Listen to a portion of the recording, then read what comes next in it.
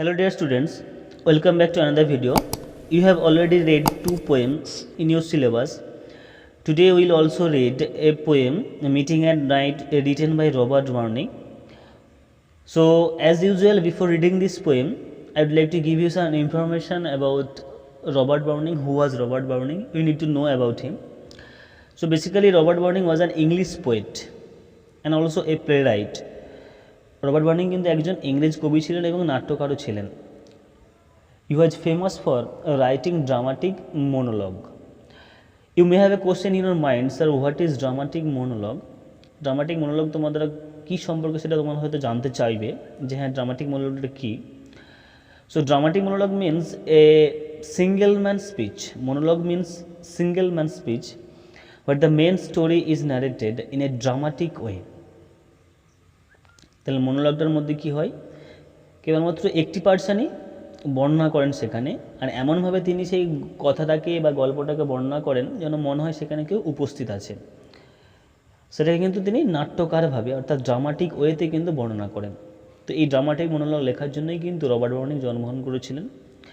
He was born on 1812 7th May, London, United Kingdom. তিনি কিন্তু 7ই মে 1812 সালে লন্ডনে জন্মগ্রহণ করেছিলেন।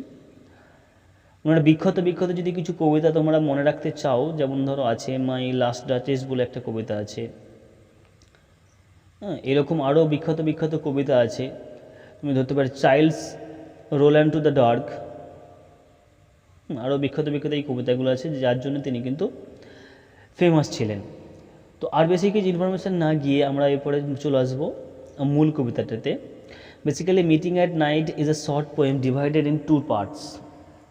এই কবিতাটা কিন্তু একটা ছোট্ট কবিতা যার মধ্যে দুটো ভাগ রয়েছে, 6 লাইন করে দুটো স্ট্যান্জা রয়েছে। The original title of the poem is, যে এটার যে অরিজিনালটা টাইটেলটা সেটা হচ্ছে নাইট অ্যান্ড মর্নিং। টাইটেলের শুনেই তোমাদের মনে হচ্ছে এই টাইটেলের মধ্যে কিন্তু দেখো নাইট এবং মর্নিং, রাত্রি এবং সকাল দুটোই আছে, অর্থাৎ এই টাইটেলের মধ্যেই বলা আছে যে arriving and the departure.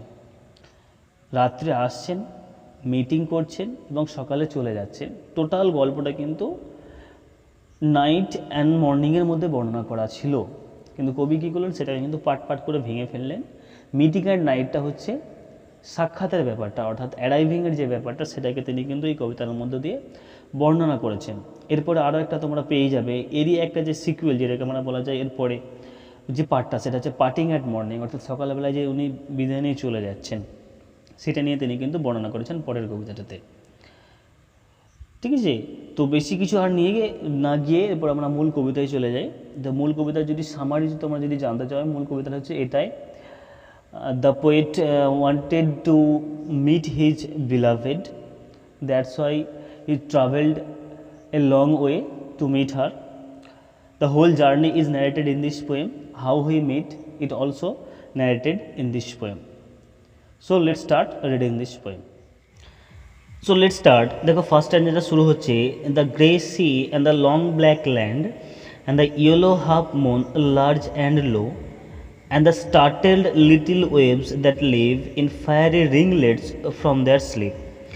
As I gain the cove with pushing pro and quench its speed I the slushy land. তো প্রথম প্যারার মধ্যে প্রথমে একটা কথা বলে দিই, এটা একটু মাথায় মনে রাখবে যে in the first স্ট্যান্জা the poet ন্যারেটস the journey, যাত্রাটা কিন্তু বর্ণনা করেছেন প্রথম স্ট্যান্জাটার মধ্য দিয়ে।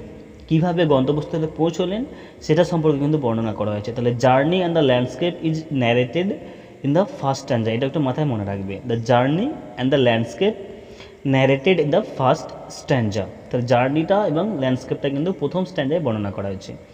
দেখো কি বলছে, দ্য গ্রে সি, ধূসর রঙের সেই সমুদ্রটা, and the long black land, this suggest the phrase the long black land suggest the night time, অর্থাৎ রাত্রের বেলাতে উনি কিন্তু যাত্রা করছেন।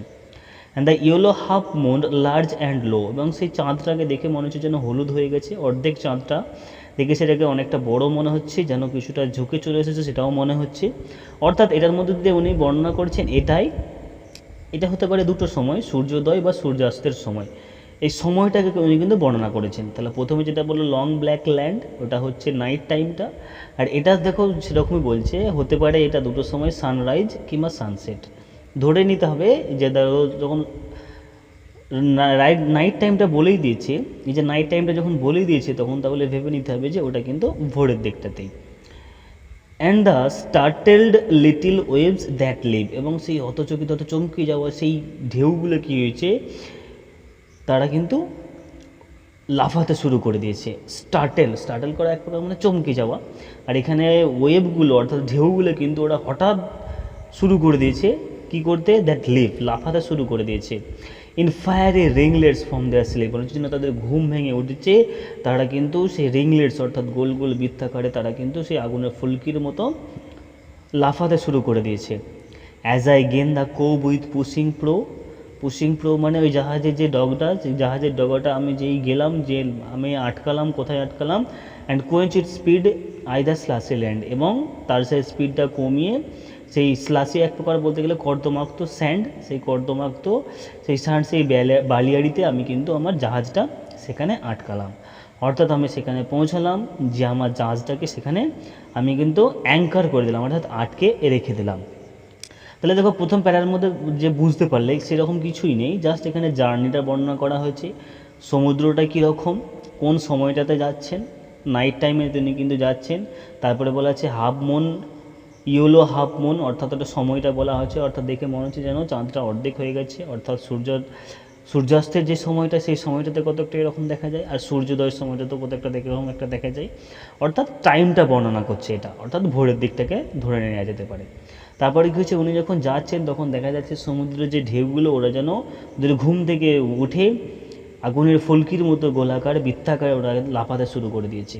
তারপরে আমি কি করলাম, অ্যাজ আই গেন দ্য কোব উইথ দ্য পুশিং প্রো, তারপরে আমি আমার জাহাজের ডাগাটা কী করলাম, এখানে যে কর্দমাক্ত যে বালিয়াড়িটা রয়েছে সেখানে যে আমি কিন্তু অ্যাঙ্কার করলাম।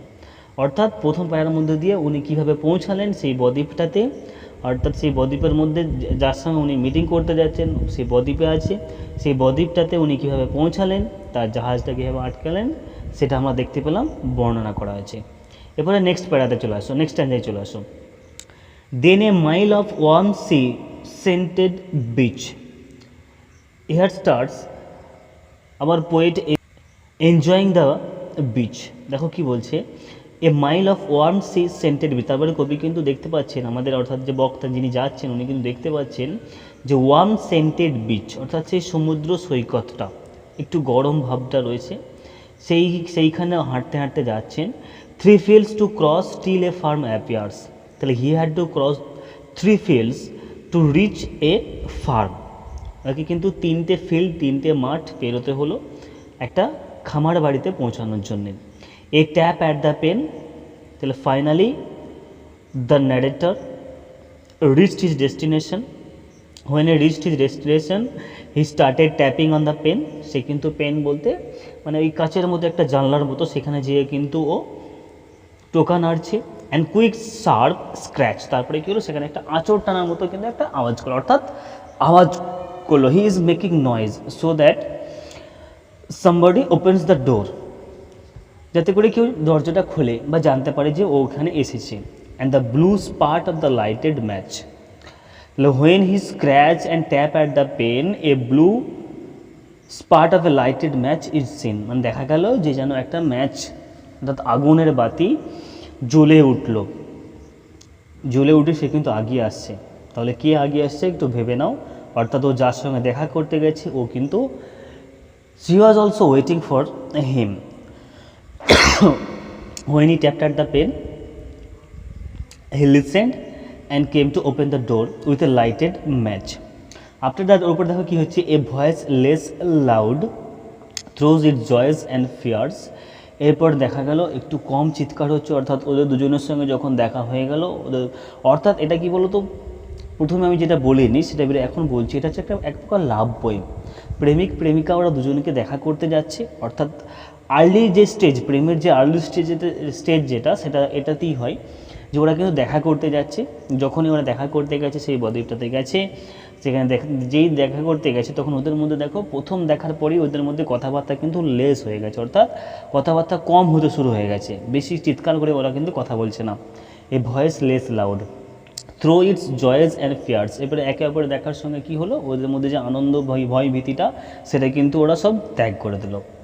অর্থাৎ ওরা কিন্তু এনজয় করতে শুরু করে দিল সেই মোমেন্টটা।